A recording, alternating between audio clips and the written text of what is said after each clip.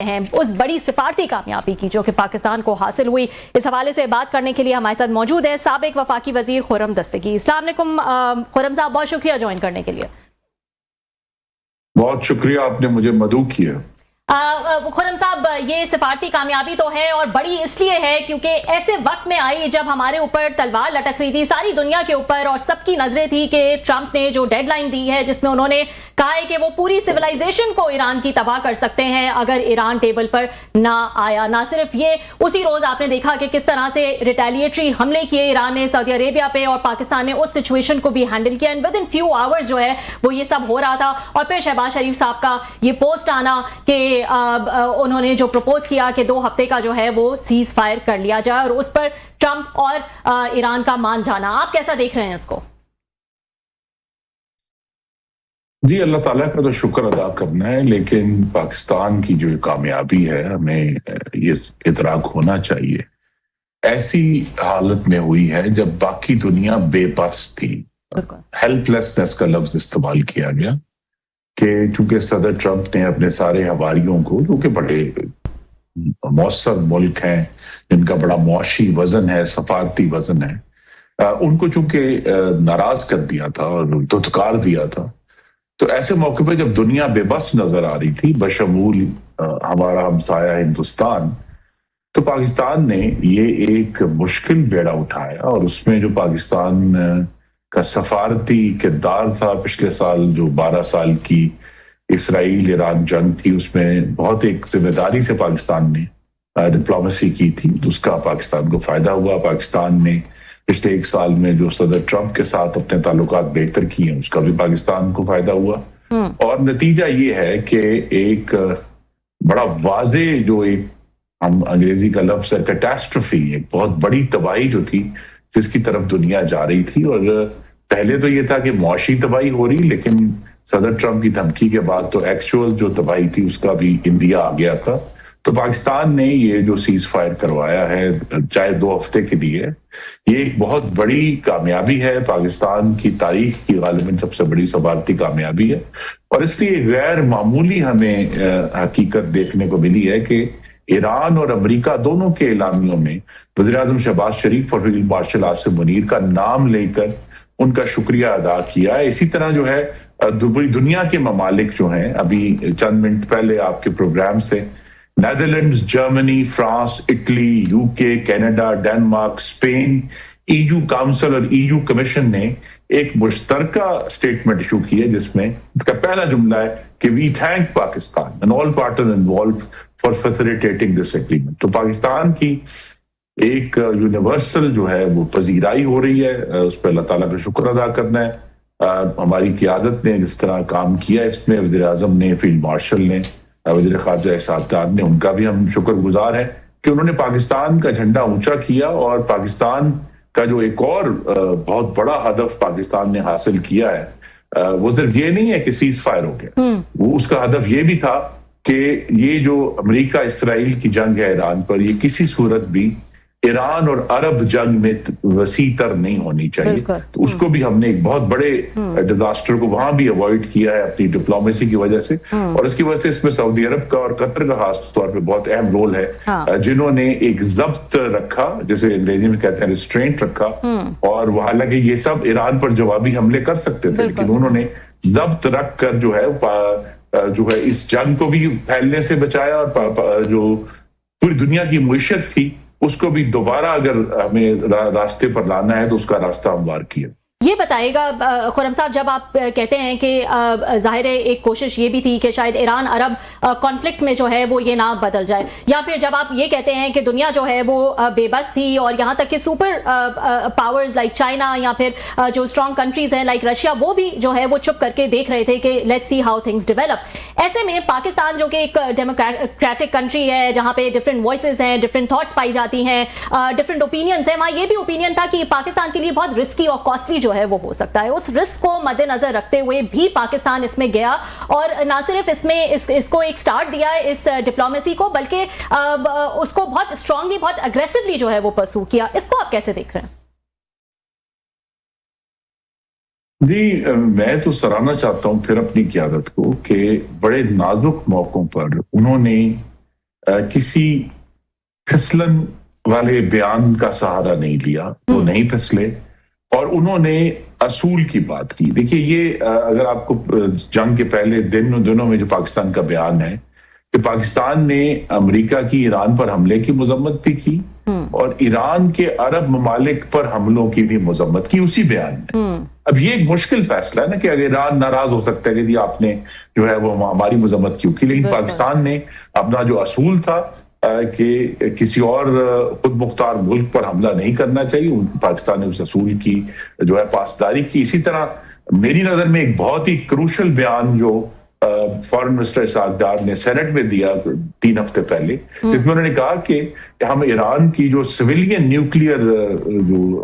جو ہے اس کی جو پروگرام ہے ہم اس کی حمایت کرتے ہیں کہ اس کا حق ہے. اب یہ بھی بات جو ہے وہ بہت سارے ملکوں کو اچھی نہیں لگی یہ جو ہے, لیکن پاکستان نے جو ہے ایک اصولی موقف لیا. اس طرح ہر وقت جو ہے وہ پاکستان نے بڑی شفافیت کے ساتھ اپنا جو سفارتی سٹینڈز تھا اس کا اظہار کیا, اور جس کے نتیجے میں جب آپ شفافیت سے بات کرتے ہیں, اصول پر بات کرتے ہیں, تو پھر آپ کو اعتماد بھی حاصل ہوتا ہے, جتنا پاکستان کو بیک وقت ایران اور امریکہ کا اعتماد حاصل ہوا. بالکل جی. خرم صاحب بہت شکریہ سر, آپ نے ہمیں جوائن کیا. یہاں پر پرسوں میرا خیال فرائیڈے کو اس میں امریکنز بھی آ رہے ہیں, اس کے بعد یہ ایرانینز بھی آ رہے ہیں, فارمل مذاکرات شروع ہو رہے ہیں, اور دونوں سائڈز نے کوئی 25 کے قریب اپنے نکات جو ہے نا وہ انہوں نے دیے. ابھی تو سارے خوش ہیں, ہونا بھی چاہیے, ایک بہت بڑی ایک ڈیزاسٹر سے پوری دنیا بچی ہے.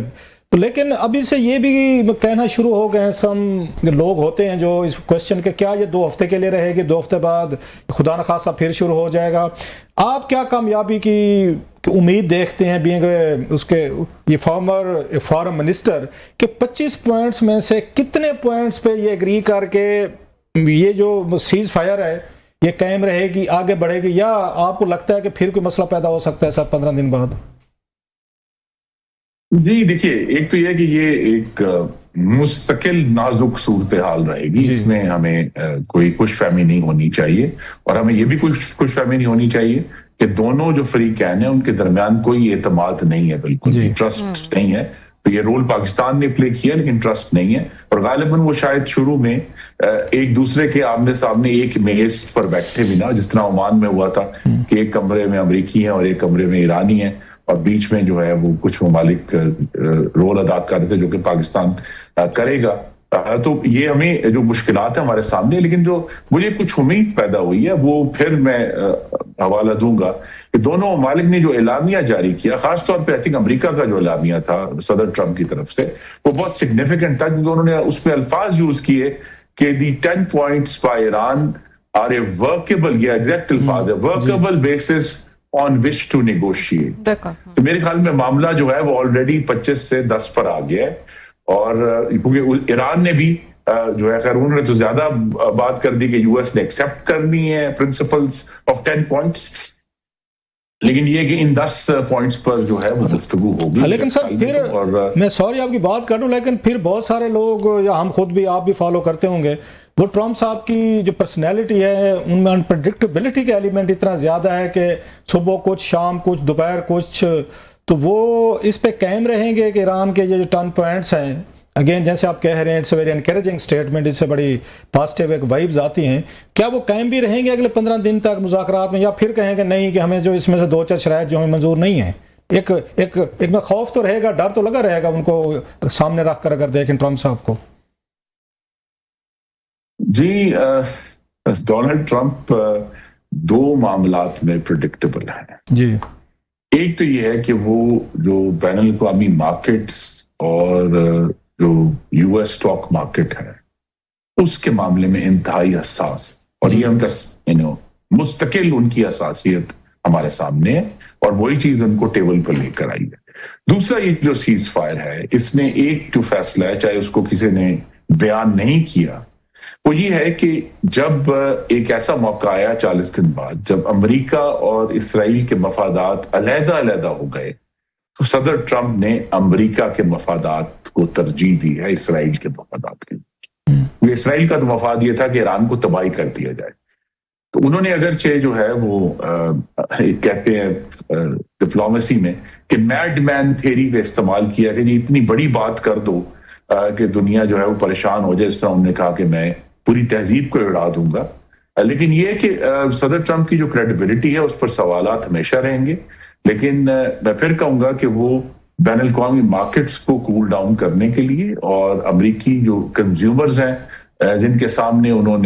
उनकी जो पार्टी है उसने अभी नवंबर में जाना है, मिड टर्म जो कांग्रेस के इंतखाबात होते हैं हर 2 साल के बाद, तो वो भी उनके ज़हन में है। तो उन्होंने जब मौका आया उनके सामने सीज फायर का, तो उन्होंने अपने मफादात को तरजीह देकर अच्छा सर, आज आप यहाँ भी उनकी ट्रंप साहब की बात करें, आज उनके 2-3 स्टेट्समैन हैं जिन्होंने फिर लोगों को बड़ा प्लेजेंटली सरप्राइज किया है। एक तो उनसे पूछा गया कि ईरान जो है अब ये टैक्स लगाएगा जो हार्मूज से गुजरेंगे जहाज वगैरह, तो उन्होंने कहा हम भी ये सोच रहे हैं कि ईरान के साथ मिलकर एक जॉइंट वेंचर किया जाए, हम दोनों इकट्ठे मिलकर हम ये टैक्स जो है ना वसूल करें, और बहुत सारे ममालिक हैं जिससे हार्मूज को हम सिक्योर करें। नंबर 1 इस पर ज़रा कमेंट कीजिएगा। वो तो जेंटली वो सोच रहे हैं कि हमें यहाँ से टैक्स लेना चाहिए, जो चुंगी वगैरह जिसे हम कहते हैं। दूसरा वो ये कहते हैं कि हम इसको ईरान को जो है हम जो सैंक्शंस हैं और टैरिफ पे भी रिलीफ दे सकते हैं। तो how do you see that? कल तक इतनी बड़ी एक बर्बादी तबाही के बाद ऑल ऑफ सडन हम देख रहे हैं द आइस इज मेल्टिंग। वो कहते हैं it's to good to be true, some time लगते हैं। आपको कैसे लगते हैं स्टेटमेंट सर? नहीं, ये भी सदर ट्रंप की एक मुस्तकिल जो आप उनके बिहेवियर में तो चीज देख सकते हैं कि वो एक कारोबारी ऐसी शख्स की हैसियत से सोचते हैं और फैसले करते हैं। अब उन्होंने देखिए एक जो बहुत कारोबारी बात की, बल्कि ईरान में लफ्ज इस्तेमाल होता है जो यानी छोटा ताजर है, कि बाजारी उन्होंने बात की, वो ये था कि हमारा तो अब तेल, अमेरिका का तेल तो अब बाबनाए हुर्मुज से नहीं आता, तो जिसको तेल चाहिए वो जाके खुद खोल ले, वो खुद खुलवा ले। तो देखिए ना, वो तो देखिए वो अपने स्ट्रिक्टली जो यूएस इंटरेस्ट्स हैं उसको फॉलो कर रहे हैं, और कुछ हद तक उनके जो जाती कारोबारी इंटरेस्ट है उसको भी फॉलो करते हैं। तो जहां भी उनको कहीं कहते हैं ना कि डील का मौका मिलता है या किसी कारोबारी सौदा उनको मिलता है, वो उसको हासिल कर लेंगे। और उसमें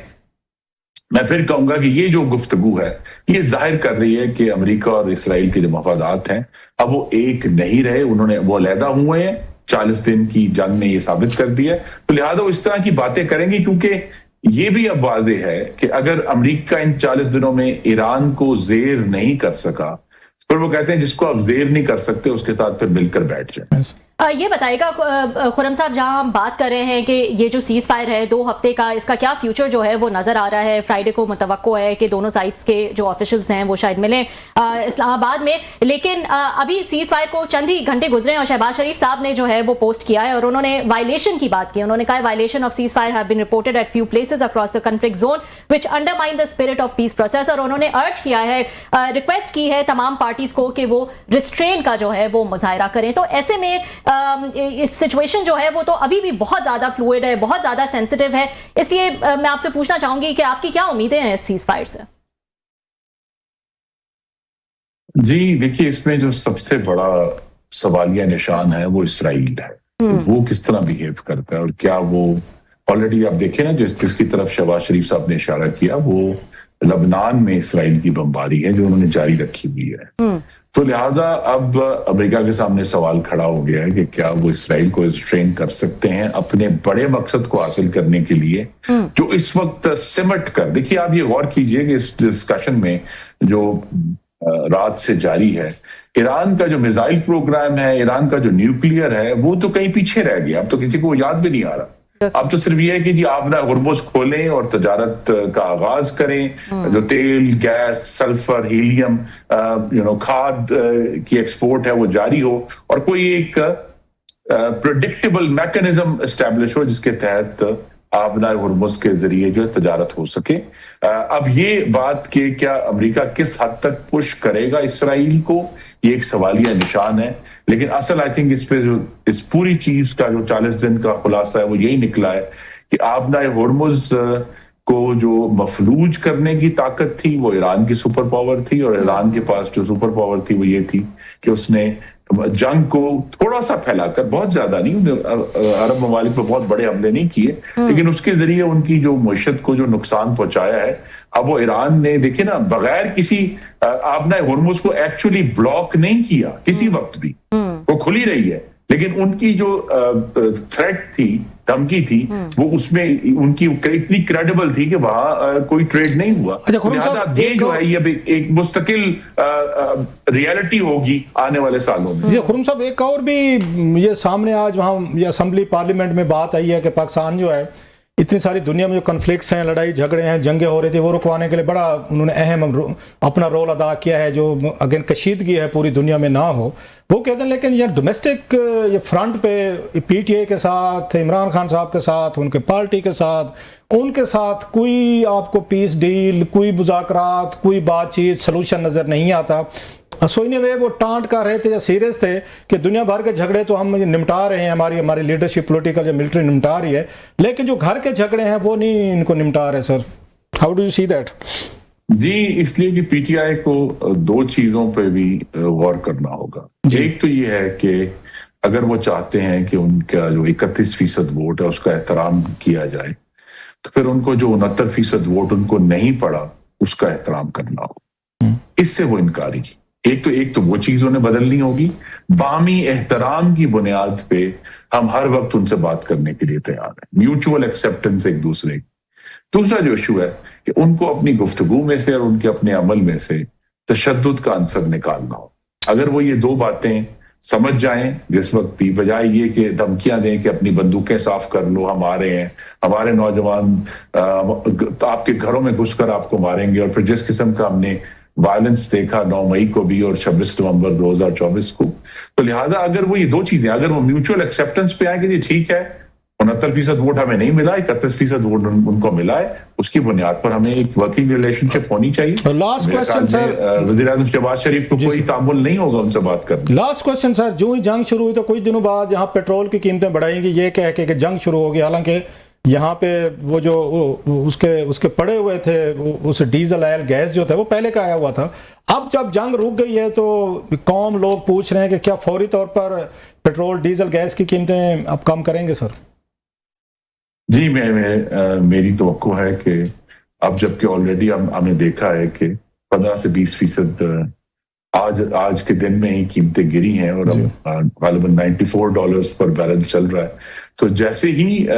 حکومت کے پاس سپیس ہوگا، میری توقع ہے اگلے 1 یا 2 ہفتے میں انشاءاللہ پاکستان کے عوام کو ریلیف ملے گا.